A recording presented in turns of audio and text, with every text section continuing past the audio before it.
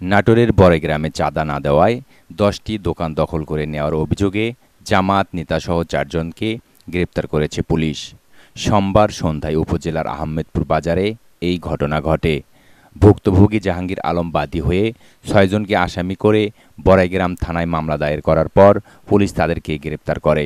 গ্রেপ্তারেরা হলেন বাংলাদেশ জামায়াতে ইসলামীর জোয়ারি ইউনিয়নের ৩ নম্বর ওয়ার্ড সভাপতি ও আহমেদপুর এলাকার মজিবুর রহমানের ছেলে রুহুল আমিন, তার ভাই জামায়াত কর্মী আজিম উদ্দিন, বিএনপি কর্মী হায়দার আলী ও তার পিতা মজিবুর রহমান।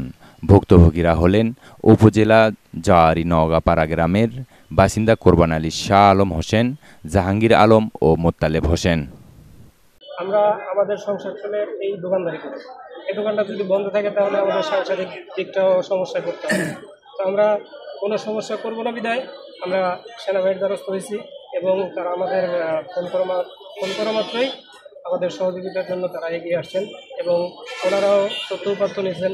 সব কিছু উদ্ঘাটন করেই এই পর্যায়ে আসার পরে আমাদের দোকান খোলার ব্যবস্থা করে দিচ্ছেন।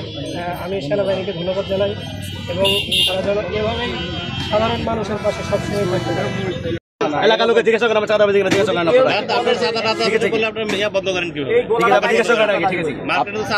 আপনি কি করেন?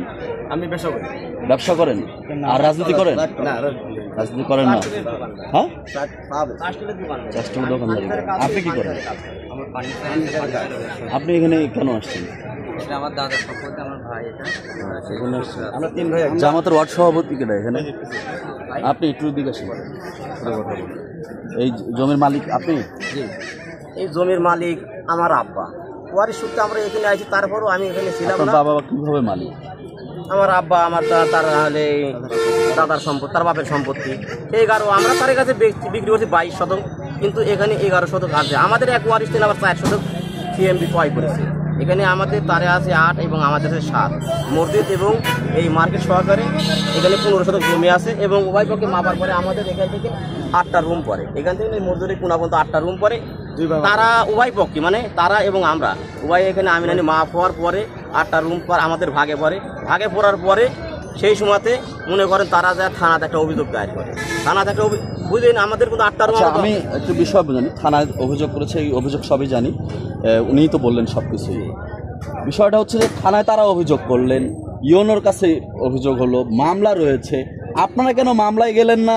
আপনারা কেন অভিযোগ করলেন না? আপনারা কেন গেলেন না? থানার রায় হিসাবে আমাদের গত শনিবারে বসার কথা ছিল উভয় পক্ষে। থানার রায় হিসাবে লিখিত থানা কি রায় দিতে পারে না? রায় না, আপোষনামা হিসাবে বলছে শনিবারে। তারাই আগে বসার কথা, না বসে তারা ম্যাডামের কাছে তারা তো 15,000 টাকা দিচ্ছে। তারা কি অস্বীকার করে বলেন? তারা বিচারকদের 15,000 টাকা দিচ্ছে, আমরাও 15,000 টাকা দিচ্ছি। তার আগে কেন ইউনো মহোদয় যেহেতু বলেছে আপনাদেরকে, শনিবারের দিন বলছে। ইউনো মহোদয় তো আপনাকে বলেনি যে এতগুলো দোকান আপনারা তালা মারেন? না, এটা আমি 100 বার বলবো যে তালা মারাটা এটা যদিও আমি নাই, তারপরে এটা মারা ভুল হয়েছে। 100 মধ্যে 100 আমি বলছি। অন্যায় হয়েছে তো? যে অন্যায় হয়েছে।